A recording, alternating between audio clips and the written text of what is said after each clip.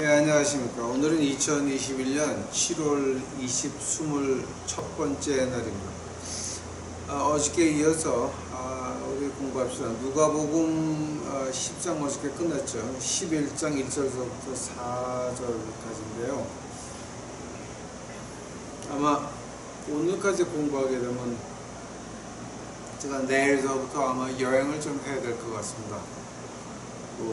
여행도 가고 출장도 가고, 그래서 아마 제가 2, 3주는 공부를 못 올릴 것 같습니다. 양해하시고, 그 다음에 이제 오늘 하는 것이 이제 누가복음 11장 1절부터 4절까지 이제 주기도문 하는 건데요. 그 본문 읽어보시는 거 한번 자세히 들어보시기 바랍니다. 누가복음 11장 1절입니다. 예수께서 한 곳에서 기도하시고 마치심에 제자 중 하나가 여짜오되, 주여, 요한이 자기 제자들에게 기도를 가르친 것 같이 우리에게도 가르쳐 주옵소서. 예수께서 이르시되, 너희는 기도할 때에 이렇게 하라.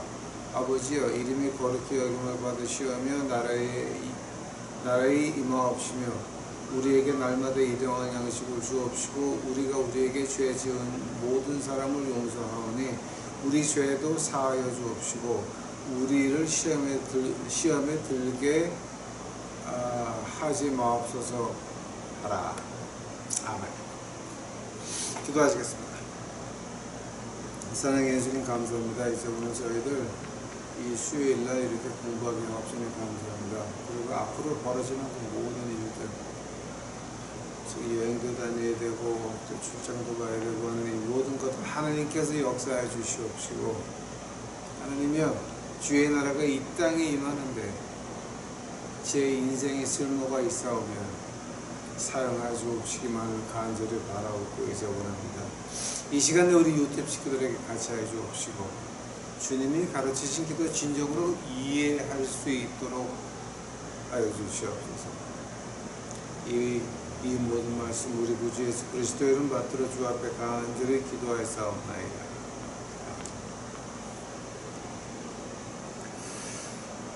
여러분, 이제 우리가 오해할 거 한 두 가지만 제가 해명을 해 드릴게요. 아마 이거는 보통 교회에서 신경을 안 쓰는 부분이고, 이거는 교회에서 말 안 하는 부분이에요. 왜냐하면 이런 얘기 함부로 했다가는 이제 교인 떨어지고 헌금 안 들어오니까 이런 얘기를 못 하는데, 저는 헌금 제가 걷는 거 봤습니까? 어제.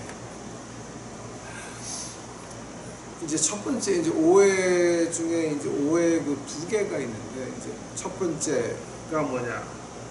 마태복음 6장 가보시기 바랍니다. 마태복음 6장. 마태복음 6장 9절입니다. 마태복음 6장 9절. 그러므로 너희는 이렇게 기도하라. 하늘에 계신 우리 아버지여, 이름이 거룩히 여김을 받으시오며 나라의 임하옵시며 뜻이 하늘에서 이룬 것 같이 땅에서도 이루어지이다. 오늘날 우리에게 일용할 양식을 주옵시고 우리가 우리에게 죄 지은 자를 사하여 준 것 같이 우리 죄를 사하여 주옵시고 우리를 시험에 들지 말게 하옵시고 다만 악에서 구하옵소서. 내게 나라와 권세 영광이 아버지께 영원히 싸움나이다. 자, 9절서부터 13절까지가, 그러면 지금 이게 예수님이 한 번 말씀하신 거를 누가복음에서 그냥 기억해서 쓴 겁니까? 아니면 누가복음의 두 번째로 주님 가르치신 기도를 말씀하신 것입니까? 거기에 대해서는 이제 어떻게 말하냐면, 6장에 이렇게 기도하라 그럴 때 주제가 뭐였습니까? 주제가 6장 1절입니다. 마태복음 6장 1절. 사람에게 보이려고 그들 앞에서 너희 의를 행치 않도록 주의하라. 그렇지 아니하면 하늘에 계신 너희 아버지께 상을 얻지 못하느니라. 자, 이게 뭡니까? 지금 외식하지 말라는 거죠. 폰만 잡지 말라는 거죠. 예배의 형식만 보여주지 말고 예배의 능력을 보여주라라고 하는 거죠. 그러면서 기도는 이렇게 하는 거다. 자, 라고 말씀하신 거고, 누가복음 11장에서 이 주제가 뭡니까? 세례 요한이 자기 제자들에게 기도를 받아 배워주는데 우리도 배워주십시오.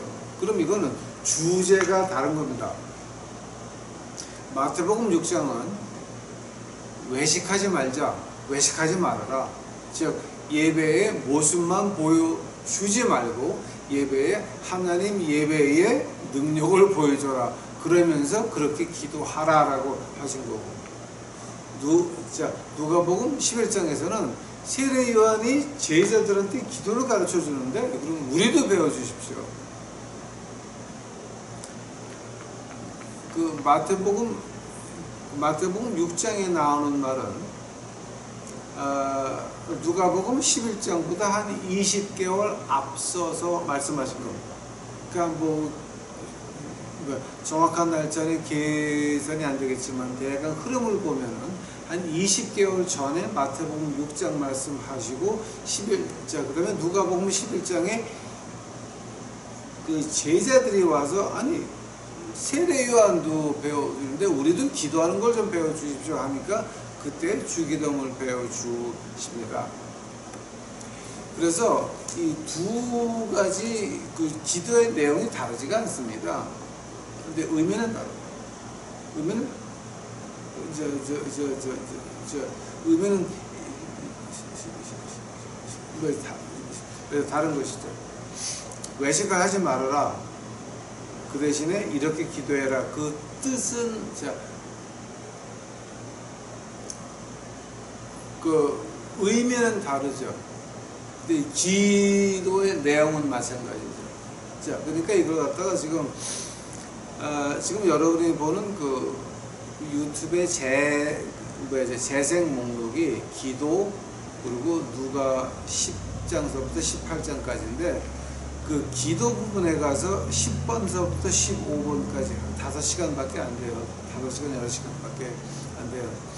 거기에다가 제가 기도 중에서 그 주기도문을 자세히 파놨습니다. 그러니까 지금 여러분이 있는 그 재생 목록 그 10번서부터 15번까지입니다. 그리고 또 하나, 제가 그게 언제냐, 2019년 6월 26일 날, 2019년, 그러니까 제가 기도를 올려놓은 것은 이제 2016년 11월 달이고, 그 다음에 2019년 6월 26일 날 무엇을 올려놨냐면 RF13이라고 RF13인데 그게 뭐냐게 되면 내일을 위하여 주시는 오늘의 양식, 그게 17분 55초밖에 안 됩니다. 여러분 이거 공부하시기 전에 그거를 먼저 봐야 오늘 공부가 이해가 되실 겁니다. 그러니 그 RF13을 안 보셨으면 그러면 지금 잠깐 정지하시고 이 재생 목록 안에서 하나 위로 올라가셔서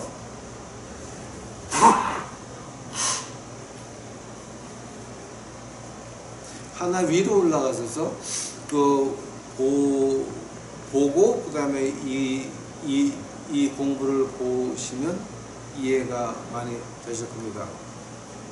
자, 이제 그게 오해 그 첫 번째 오해, 예수님이 한 번 말한 걸 누가가 기억했다가 20개월 뒤에 또 쓴 거냐가 아니라 처음에는 외식하지 말아라. 그리고 두 번째에서는 세례 요한 제자들에게 이렇게 배워주는데 그럼 우리한테도 배워주십시오라는 말을 지금 하고 있는 겁니다.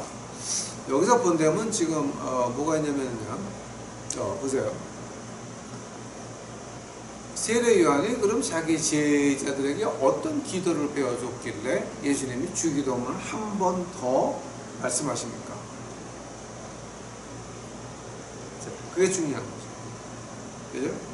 세례 요한이 제자들에게 어떤 기도를 배워줬을까요? 그걸 보려면 그 세례 요한의 그 신학을 봐야 됩니다. 그럼 세례 요한은 그럼 과연 어떤 신학을 가지고 있었습니까? 이제 그걸 봐야 됩니다. 오케이?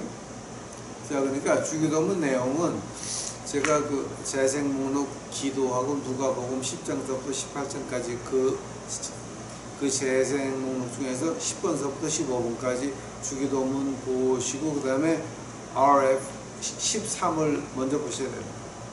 자, 그거 보시면 주기도문 그 RF 13 같은 거는 제가 그 아람어로 해놨어요. 헬러하고 히브리어하고 그 다음에 이제 아람어까지 넣어가지고 팠기 때문에 아마 그거는 보실만 할 거예요. 랭귀지를 좋아하시면. 아마 이제 오늘 제가 봐야 될 게 뭐냐면 그러면 세례 요한의 신학이 어떤 거였습니까? 그러면 예수님의 신학하고 세례 요한의 신학하고 같습니까? 다릅니까? 이 문제가 좀 심각한 문제죠. 굉장히 심각한 문제죠. 하나님의 아들이 이 땅에서 목회하실 때 36개월 목회하실 때 어떤 신학을 가지고 목회하셨습니까? 근데 세례 요한이 어떤 신학 가지고 자기 제자들에게 기도하라고 배워줬으며 어떤 기도를 배워줬을까요? 즉 세례 요한의 신학을 보면은 아는 거죠. 그러면 오늘은 제가 세례 요한 신학에 대해서 좀 자세히 말씀드리려고 합니다. 예수님 당시에 세 종류의 신학이 있었습니다. 사두개인들 신학이 있었고, 바리새인들 신학이 있었고, 에센스라고 하는 세 번째 종파의 신학이 있었습니다. 세례 요한은 그 사는 모습을 보게 되면 에센스입니다. 동굴에서 가죽 옷 입고 그 다음에 이제 역청을 먹고 그 하는 모든 거가 그 에센스 파입니다. 하면은 사두개인 신학하고 바리새인 신학하고 에센스 신학을 세 개를 비교하게 되면 아, 이것이 예수님 신학이고 이것이 세례 요한 신학이다 분간이 되는 겁니다. 하나하나 한번 그 짚어가 보겠습니다. 사두개인들은 제사장 직분은 그 다윗 왕의 아들 때에 그때 제사장 자녀가 아니면 제사장이라고 부를 수가 없다. 즉 하나님이 영원히 맡기신 것이다. 출애굽기는 잘 안 보시는 분들이죠. 그러니까 이제 출애굽기에 보면은 하나님이 이스라엘 백성을 뭘로 하나님이 이스라엘 백성을 제사장의 나라로 부르셨거든요. 제사장들이 있는 나라예요. 제사장의 나라로 불렀으니까 그 말을 베드로전서 2장에서 똑같이 하거든요. 너희는 왕같은 제사장이요 하나님의 특별한 보관품들이요. 이제 그 말이 나오는 것이 뭐냐? 바로 그 출애굽기에 나오는 말 그대로 인용을 한 건데요. 사두개인들은 우리만 즉 다윗 왕 때의 다윗 왕 아들 때의 그때의 제사장, 특히 사독의 아들, 그래서 사두개인. 오케이? 우리만 제사장이고 평민들은 제사장이 될 수가 없다. 근데 바리새인들의 신학은 어떠냐? 평민들도 제사장이 될 수 있다.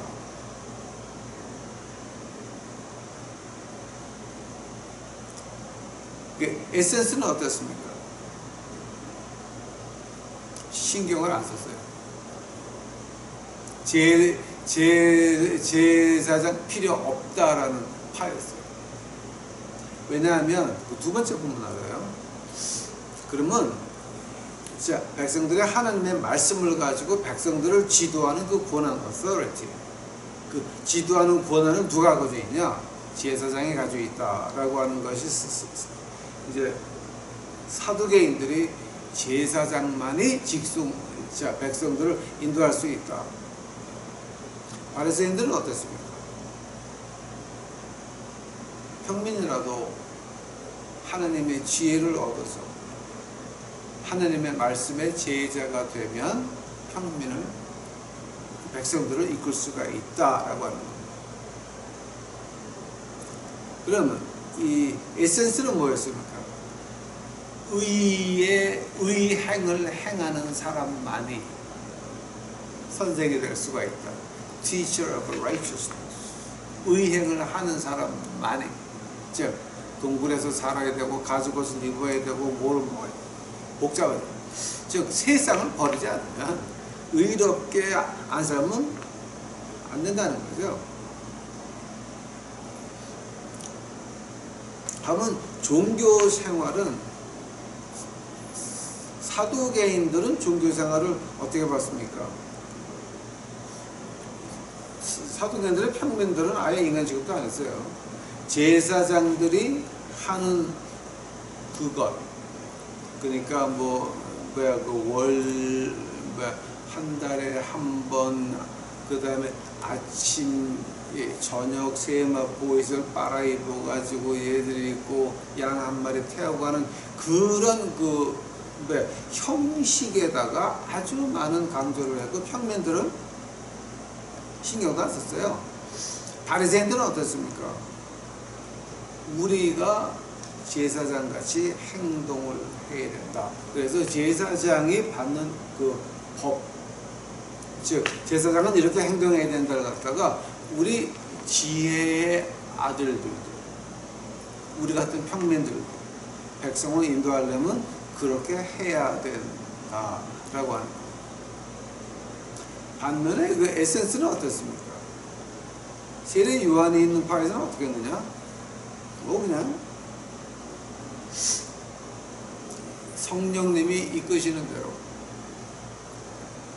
루아하가도시, 거룩한 바람, 거룩한 영이 인도하시는 대로,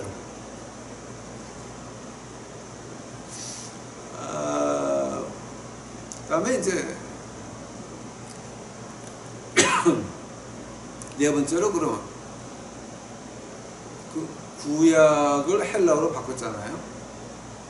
LXS라고.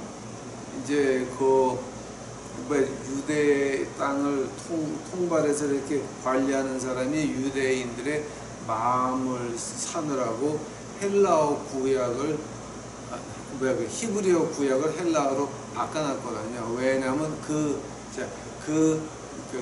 당시에는 히브리어 읽는 사람이 학자밖에 없었어요.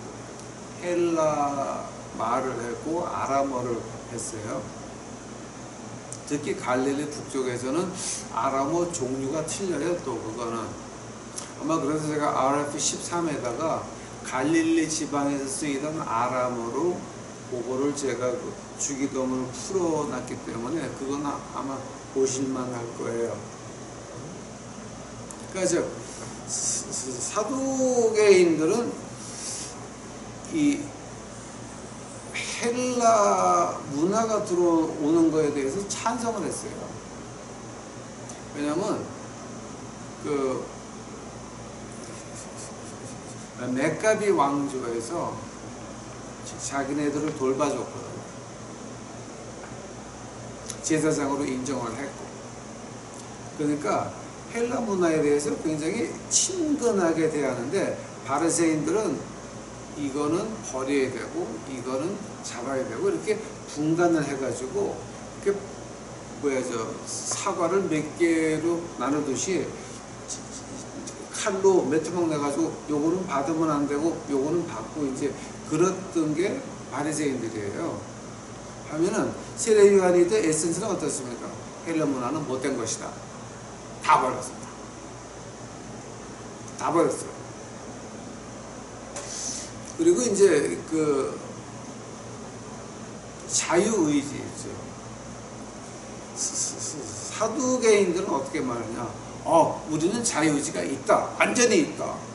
근데 바리새인들은 완전히 있지만 하나님의 주권에 넘어가면 어쩔 수 없다라는 편이었고, 세례 요한에 있는 이 에센스에서는 자유의지 꿈도 꾸지 마라. 없다. 인간에게 자유의지는 없고 하나님의 뜻만 존재한다. 그러니까 지금 칼빈이즘하고 아르미니아니즘하고 이제 둘이 2000년을 붙은 거랑 마찬가지예요.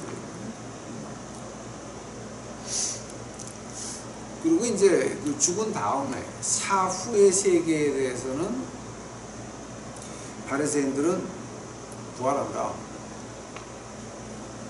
사두개인들은 부활이 어딨냐? 죽으면 끝이다. 이상하죠. 죽으면 끝이다. 세례 요한에 있는 에센스는 어떻게 했습니까? 그냥 우리가 영으로 살아가는 것이다. 그러니까 분명하지가 않아요. 우예요. 아마 제가 이제 두 개만 더 할게요. 그럼 구약에 대해서는 어떻게 하느냐? 사두개인들은 구약은 글자 하나하나 그리고 글자 사이에 칸도 이해를 해야 된다. 아주 엄청났죠.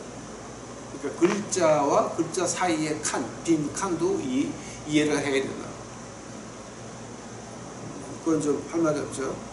바리새인들은 어떻게 했습니까? 자, 이건 우리가 공부를 해가지고 하나님 말씀을 하나님 말씀에 비교해가지고 우리가 이해를 해야 된다는 거고, 에센스는 세례 요한에 있는 에센스는 영에 따라 해석해라.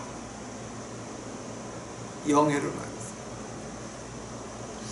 그러니까 요즘 전혀 다르죠. 이제 하나만 더 할게요.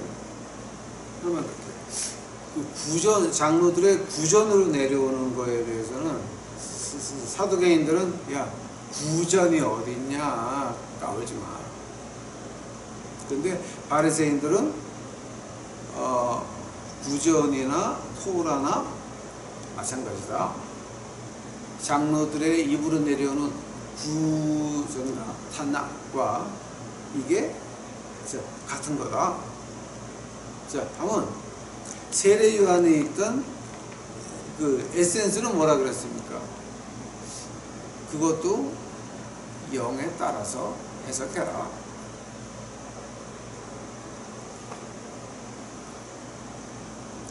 한번 지금 여러분이 보시기에 그 예수님의 신학이 누구하고 가까워요? 생각 좀 해보세요. 예수님의 신학이 지금 누구하고 가까운 거예요? 자, 예수님의 신학은 바리새인하고 굉장히 가까워요. 그런데 에센스, 세례 요한의 신학하고는 전혀 달라요.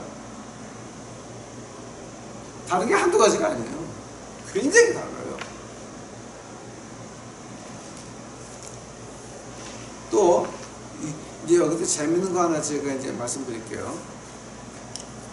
그 요한복음 가보세요.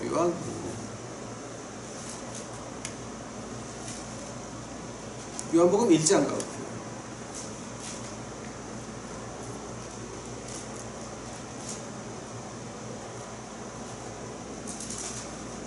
요한복음 1장 21절.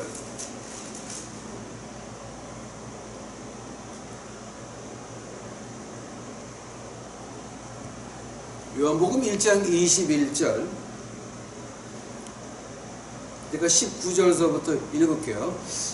유대인들이 예루살렘에서 제사장들과 레위인들이 요한에게 보내어 내가 누구냐 물을 때 요한의 증거가 이러하니라. 요한이 드러내어 말하고 숨기지 아니하니 드러내어 하는 말이 나는 그리스도가 아니라 한데, 또 묻되 그러면 무엇 내가 엘리야냐 가로되 나는 아니라. 또 묻되 그럼 내가 그 선지자냐 대답하라. 아니라.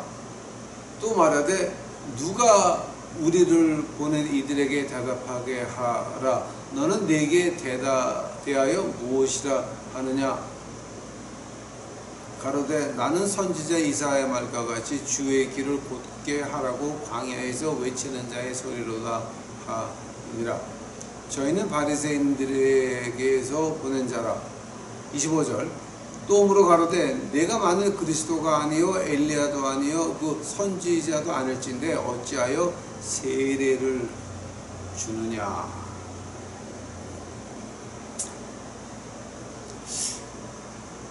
세례 요한이 직접 말하기를 나는 엘리야가 아니다. 나는 엘리야가 아니고 그 엘리야라는 게 이제 어디서 나오냐게 되면요, 말라기 가보세요. 마태복음 바로 전에 있어요. 말라기 3장 가보세요. 말라기 3장 1절 보시면 이런 말이 나와요. 만군의 여호와가 그러노라 보라 내가 내 사자를 보내리니 그가 내 앞에서 길을 예비할 것이요 또 너희의 구하는 바 주가 호련히 그 전에 임하리니 곧 너희의 사모하는 바 언약의 사자가 임할 것이라. 그 다음에 4장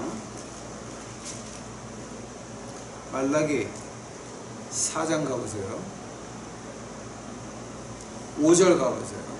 보라 여호와의 크고 두려운 날에 이르기 전에 내가 선지 엘리야를 너희에게 보내리라. 지금 바리새인들이 물어본 거는 네가 엘리야면 그러면 네가 세례를 준 예수님은 메시아냐? 지금 그 얘기 물어보는 거예요. 그러니까 세례 요한이 말하기를 나는 엘리야가 아니다. 그저 광야에서 외치는 소리다라고 했는데 마태복음 가세요. 마태복음 17장. 아마 여러분 여기까지는 생각을 못했을 거예요. 근데 오늘 저하고 생각을 좀 해보셔야 돼요. 마태복음 17장 11절 봐요. 예수께서 대답하여 가라사대 엘리야가 과연 먼저 와서 모든 일을 회복하리라. 내가 너에게 말하노니 엘리야가 이미 왔으되. 말라기 4장 5절에요. 엘리야가 이미 왔으되 사람들이 알지 못하고 임의로 대하였도다. 인자도 이와 같이 그들에게 고난을 받으리라 하시니 그제야 제자들이 예수의 말씀하신 것이 세례 요한인 줄을 깨달으니라. 즉 세례 요한이 엘리야 영으로 왔다라고 하는 거 누가 말씀하십니까? 주님이 말씀하십니다. 지금 이 시점에서 우리가 예수님 당시에 큰 신학 세 가지를 봤죠. 사두개인, 바리새인, 그리고 에센스. 근데 예수님의 신학은 어디에 가까웠습니까? 바리새인에 정말 가까웠죠. 쭉 한 제가 7가지를 봤습니까? 보려면 20몇 가지를 봐야 되는데 제가 줄인 거예요. 진짜 바리새인에 가깝죠. 그리고 그 뒤에 그 베드로나 바울이 쓴 걸 보면은 그 바리새인들의 신학이 굉장히 가깝죠. 이게 하면은 예수는 바로 앞에 온 에센스 세례 요한은 예수님하고는 신학이 전혀 달랐어요. 전혀 달랐는데 주님이 말씀하시기를 엘리야 영으로 온 사람이 세례 요한이다. 여자가 난 자 중에 세례 요한보다 큰 자가 없다 그랬잖아요. 이게. 자, 그럼 어떻게 된 거예요, 지금? 이걸 보면서, 그럼 예수님이 누가복음 11장에서, 누가복음 11장에서 주기도문을 배우세요. 너희도 20개월 전에 미리 들었지. 근데 세례 요한은 어떤 기도를 배워줬을까요? 세상을 버리라, 옳게 살아라, 이 얘기 했겠지. 당연하지 않아요? 에센스의 신학을 보시라고 어떤 기도를 했겠어요? Teacher of righteousness. 의롭게 살도록 하여 주시옵소서. 세상을 끊을 수 있도록 하여 주시옵소서. 세상을 등지게 할 수 있도록 하여 주시옵소서. 그런 기도 했겠지. 많은 거 아니에요, 그거는. 에센스인데 동굴에 사는 세례 요한이 뭐를 배워줬겠어요? 어떻게 기도를 배워줬겠어요? 빠른 거 아니에요? 그건? 예수님께서 말씀하시기를 그게 틀렸다라고 말한 것이 아니라 야, 너희들 한 단계 올려봐라. 어떤 거 올리는 겁니까? 자, 내일에 필요한 거 오늘에 주는 거다. 즉 갈릴리에서 주님이 아람어로 가르치셨는데 지금 그 한국에 그 어떤 번역된 책이 유행을 하냐면은 아마 여러분 이런 거 신경도 안 쓸 거지만 이제 그 젊은 사람들 층에서는 뭐를 보고 있냐면은 예수님이 그 공생의 36개월을 히브리어로 말씀하셨다라는 책이 이제 유태인 학자가 그 책을 만들어서 돈 엄청 벌었어요. 근데 그거를 만들자마자 영어로 번역하고 한국말로 번역해가지고 영어로 번역한 건 별로 몇 건 못 팔았어요. 한국말로 번역한 건 돈 엄청 벌었어요, 그 사람들. 근데 우리가 그 책을 보면서 제가 느끼는 게 뭐냐게 되면은 예수님 당시에 그 유태교 회당의 예식을 보자고요. 역사적으로 보증된 것. 스크롤. 그러니까 구약을 읽으면 거기 첫 사람이 헬라어로 번역을 했고 두 번째 사람이 아람어로 번역을 했어요. 한 절 읽으면 한 절씩 번역을 했어요. 왜냐하면 평민들은 히브리어를 못 알아들으니까.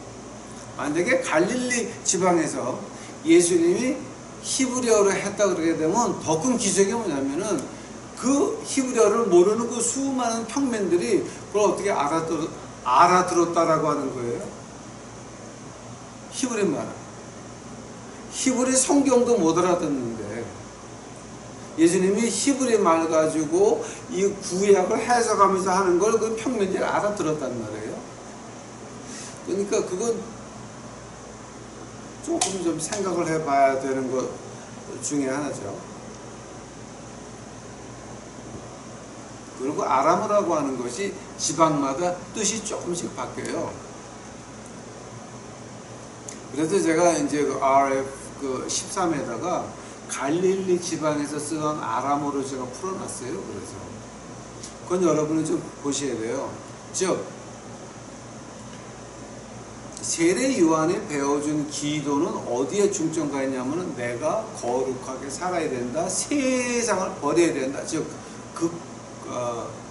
극기주의라 그러나 세상을 완전히 버리고 동굴에서 살고 가죽옷을 입고 이제 다니면서 꿀과 역청을 먹고 이제 아주 이거는 오른쪽으로 완전히 확 나간 거죠. 완전히 세상을 떠나라 하는 거밖에 안 되는 거거든요. 지금 이게. 근데 주님께서는 야 세상에 떠나지 말아라. 비둘기같이 순전하고 뱀같이 지혜롭고 다음에 그 주기도문에서 우리에게 보여주는 게 뭐예요? 야 너희들 내일 필요한 거 오늘 하나님이 주시니까 하나님 매달리라고 하는 거거든요. 처음이 뭐예요? 아분이라고 그러죠. 아람어로 아분. 아분이라고 하는 건 뭐냐? 나에게 필요한 모든 것을 알아서 준비하신다라고 하는 뜻이에요. 아버지, 아분. 내가 내일 필요한 거 오늘 아버지가 주니까 그거를 받고 내일을 기다리는 거예요. 두려움 없이. 그 말하는 거죠. 즉 세례 요한은 세상을 버리라 그랬는데 주님은 한 단계 올리라는 거예요. 세례 요한의 기도 그 자체가 틀렸다고 절대 말씀 안 하셨어요. 하시면서 자 나와의 관계가 먼저다. 하느님 말씀과의 나와의 그 관계가 먼저고 그 관계에서 모든 것이 나온다라고 하는 거죠. 즉 그 말을 갖다가 마태복음 6장에서 어떻게 말합니까? 그의 나라와 그의 의를 먼저 구하라 그러죠. 이렇게 보니까 주기도문이 조금 이해가 가시죠, 이제. 아, 이런 거였구나. 한 단계 올리는 거였구나. 근데 이제 마지막, 이제 오늘 결론이 이제 뭐냐면요, 봐요. 그렇게 신학이 다른 세례 요한을, 한 번 더, 그렇게 예수님과 신학이 전혀 다르죠. 신학이 전혀 다른 세례 요한을 예수님이 엘리야의 영으로 온 사람이다. 여자 몸에서 난 자 중에 저렇게 큰 자가 없다라고 말씀을 하셨는데, 아니, 신약이 다른데 어떻게 그렇게 말씀하실 수 있을까요?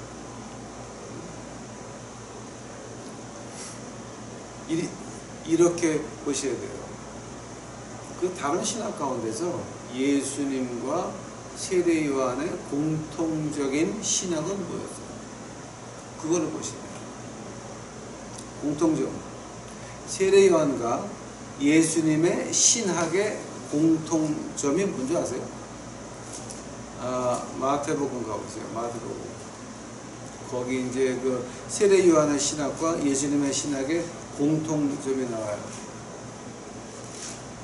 마태복음 23장 가보세요.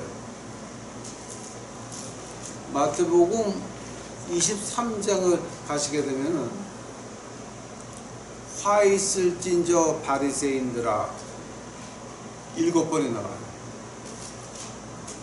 13절, 15절, 16절, 23절, 25절, 27절, 29절, 화 있을진저 7번이 나와요. 예수님께서는 자기하고 신학이 가장 비슷한 바리새인들을 7번 화 있을진저 한 장에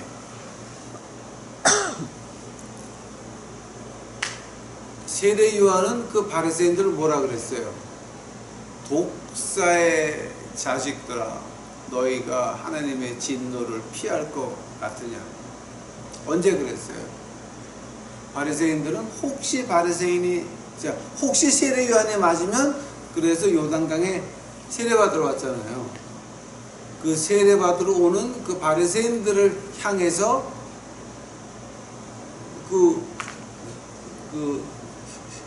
요한 큰형님께서 뭐라 그러셨어요? 야, 독사의 자식들아. 즉 예수님과 세례 요한의 신학이 겹치는 부분이 바로 바리새인들의 타락한 부분이에요. 한 번 더. 세례 요한과 예수님의 신학이 겹치는 부분이 뭐냐? 행동에서 하나가. 행동에서. 세례 요한은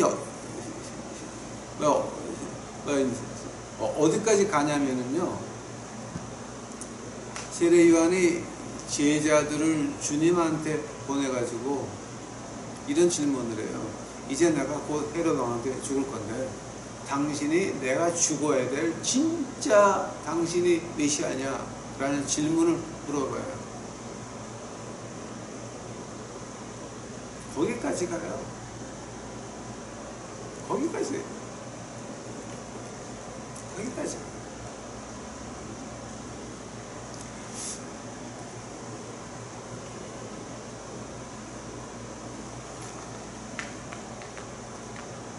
그 행동 면에서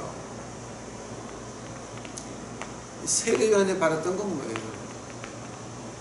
하나님이었어요. 예수님이 바랐던 건 뭐예요?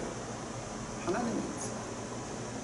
거기서 신학의 조금씩 다른 부분은 다 지나갈 수 있다는 거예요. 그게 지금 오늘 오늘 주기도문 누가복음 11장 1절에서 나오는 거예요. 세례 요한의 제자들이 기도를 가르치는데 우리에게도 배워 주시옵소서. 이 말 굉장히 중요한 말이에요. 이 말 가운데서 뭐가 보이느냐? 신학의 조금씩 다른 부분들은 우리가 이해할 수가 있지만, 그러나 하나는 타협이 안 되는 거죠. 믿는 대로 생활하십니다. 바리새인들은 믿음은 예수님과 비슷했어요. 굉장히 비슷했어요. 거의 비슷했어요. 근데 바리새인들의 문제가 뭐였어? 화있을진저였거든요. 행위하고는 생활하고는 전혀 반대였거든요. 거룩한 척을 했지.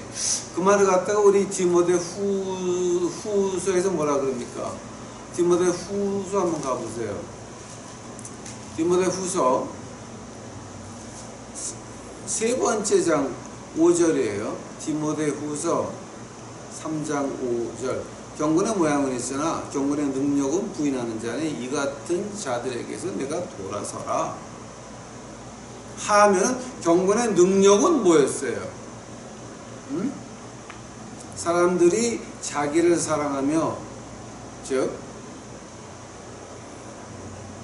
나의 이익보다 남의 이익을 생각하라고 빌립보서에서부터 계속 나오죠. 로마서 15장 1절이죠. 계속 나오죠. 이거 지금 돈을 사랑하며, 자, 주님이 뭐라 그럽니까? 네가 하나님과 매몬, 돈을 동시에 사랑할 수가 없다. 그죠? 다 반대로 보면 돼요. 그죠? 남을 먼저 사랑하고 돈을 사랑하지 않고 겸손하고 그다음에 부모님을 섬기고 그리고 감사히 살고 거룩하고 이런 걸 가지고 경건의 능력이라고 말하는 거죠.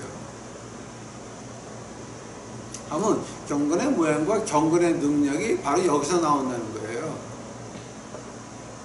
바리새인의 신학과 예수님의 신학을 보고 그 다음에 예수님의 신학과 우리 세례 요한의 신학을 보라라고 하는 거예요. 하면 그 공통점이 겹치는 부분이 뭐냐? 바로 행위에 있다는 거예요. 경건의 능력에 있다라고 하는 거예요. 그 경건의 능력, 즉 행위로 나와야 된다라고 하는 거예요. 습관같이 나와야 된다라고 하는 거예요. 가난한 사람 보면 불쌍하지가 않은데 어떻게 경건합니까, 여러분? 제가 한번 그런 적이 있어요. 제가 아마 한 2주 그러니까 제가 한국에 있을 때 마지막 주였어요. 제가 그 강남에 출장 갈 일이 있었는데 이제 강남 출장 가느라고 이렇게 보니까 그 지하철역에서 그 어떤 아줌마가 배낭을 풀더니 무조건 쫙 깔더니 거기 그게 뭐였더라? 오일을 갖다 쫙 깔고 팔기 시작하는 거예요. 그러니까 이제 여권이 와서 이제 말리면 못하는 거죠. 이거 쫙 아니 길바닥에서. 그래서 제가 그 아줌마한테 10,000원짜리 주고 이만큼을 받아가지고 그 출장 가는 그 오피스 가가지고 어휴 그 젊은 처자가 그 지하철에서 바닥에 깔고 오일을 파는데 그냥 지나칠 수 없어서 사왔는데 이거는 내가 먹을 수 있는 게 아니니까 이거 집에 가서 그냥 어떻게 좀 드시라고 그랬더니 그 오피스에 있는 사람들이 당황을 해가지고 그 표정들이 아니 그 사람들 제가 이제 노숙자들하고 목회를 하니까 내가 미쳤는 줄 알았지만 그 정도는 미쳤는 줄은 몰랐던 거예요. 얼굴들이 이상해지고 그걸 제가 봤어요. 여러분 경건의 능력이라고 하는 거는요 계산해서 나오는 거 아니에요. 자동적으로 나오는 거예요. 그거를 가지고 이제 우리가 어떻게 말합니까? 경건의 능력이라고 말하는 거죠. 즉 오늘 지금 누가복음 11장 이거 1, 2, 3, 4절 엄청나죠. 이렇게까지 여러분 못 봤죠. 즉 세례 요한의 신학을 보고 주님의 신학을 보고 바리새인의 신학을 보라고요. 예수님과 가장 가까운 신학을 가진 바리새인들은 마태복음 23장에서 주님이 7번씩이나 화있을진저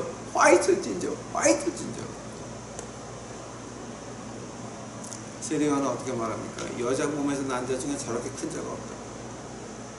어디서 겹치는 겁니까? 행위입니다. 경건의 능력. 이제 여러분 누가복음 11장에 있는 이 주기도문 조금 보이기 시작을 하십니까, 여러분? RF13 꼭 보고 여러분이 뭘 알아야 되냐?